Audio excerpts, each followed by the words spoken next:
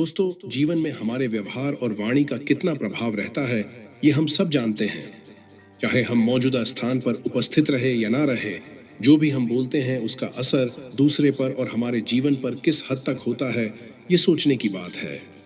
क्या आपने कभी सोचा है कि चुप्पी में भी एक अद्भुत ताकत होती है? कैसे चुप रहना हमें बड़ी से बड़ी समस्याओं से पार दिला सकता है? आइए जानते हैं एक बेहतरीन कहानी के माध्यम से। नमस्कार दोस्तों, स्वागत है आपका टी टाइम मोटिवेशन में। अगर आपको हमारी कहानियां पसंद आती हैं तो चैनल को सब्सक्राइब करें और इस वीडियो को लाइक और शेयर जरूर करें।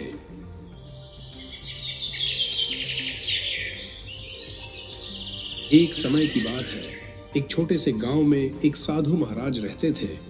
उनकी ख्याति पूरे क्षेत्र में फैल चुकी थी क्योंकि वे हमेशा शांत और धैर्यवान रहते थे। लोग उनकी ओर आकर्षित होते थे और उनकी बुद्धिमानी की प्रशंसा करते थे। गांव के लोग साधु महाराज के पास अपने दुख सुख, समस्याएं और चिंताएं लेकर आते थे। साधु महाराज हमेशा धैर्यपूर्वक सबकी बातें सुनते और उन्हें समझदारी से मार्गदर्शन देते। उनकी सलाह ने कई लोगों की जिंदगियों में सकारात्मक परिवर्तन लाया था।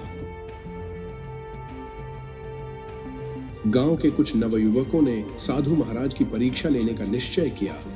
वे उनके पास गए और तरह तरह के सवाल पूछने लगे जो आपस में विरोधाभासी थे। वे जानबूझकर साधु को परेशान करने का प्रयास कर रहे थे। पहला युवक बोला, महाराज, क्या हमें अपने क्रोध को प्रकट करना चाहिए या उसे अंदर ही दबाए रखना चाहिए? साधु ने मुस्कुराते हुए उत्तर दिया, क्रोध को अंदर दबाने से वह और भी प्रबल हो सकता है, जबकि उसे प्रकट करने से हमारी मानसिक शांति भंग हो सकती है। सही उपाय है कि हम क्रोध के कारणों को समझें और उसे नियंत्रित करें।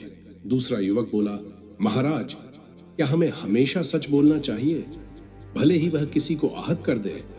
साधु ने कहा, सच बोलना महत्वपूर्ण है, लेकिन उसे किस प्रकार और किस समय बोला जाए, यह भी महत्वपूर्ण है। हमें सच्चाई को इस प्रकार प्रस्तुत करना चाहिए कि वह किसी को आहत न करे। तीसरा युवक पूछ बैठा, महाराज, क्या चुप रहना हमेशा सही होता है? साधु महाराज ने उत्तर दिया, चुप रहना एक महत्वपूर्ण गुण है। जब हम चुप रहते हैं तो हम सोच सकते हैं, समझ सकते हैं और सही निर्णय ले सकते हैं। लेकिन हमें यह भी जानना चाहिए कि कब चुप रहना है और कब बोलना है। इस प्रकार साधु महाराज ने हर सवाल का उत्तर धैर्यपूर्वक और समझदारी से दिया। लेकिन युवकों का मन नहीं भरा। वे और भी कठोर सवाल पूछने लगे जिनका उद्देश्य साधु को क्रोधित करना था। एक दिन इन युवकों ने एक योजना बनाई। उन्होंने गांव के कुछ और लोगों को मिलाकर साधु महाराज के पास गए और बिना किसी कारण के उनसे बहस करने लगे। वे तरह तरह के सवाल पूछने लगे और साधु महाराज को उकसाने का प्रयास करने लगे।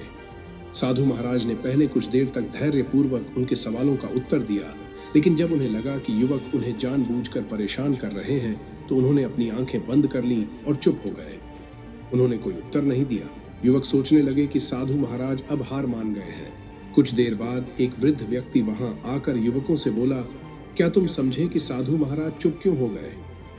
युवक हंसते हुए बोले, शायद वे हमारे सवालों का उत्तर नहीं दे पा रहे थे, इसलिए चुप हो गए। वृद्ध व्यक्ति ने कहा, नहीं, साधु महाराज ने चुप रहकर तुम्हें सबसे महत्वपूर्ण शिक्षा दी है। चुप रहना भी एक प्रकार की ताकत है।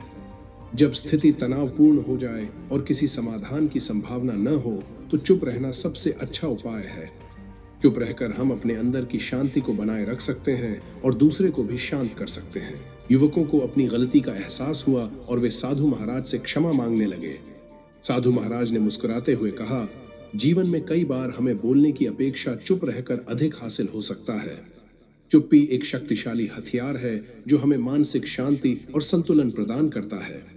इस घटना के बाद गांव के लोग साधु महाराज के पास और भी अधिक श्रद्धा और सम्मान के साथ आने लगे।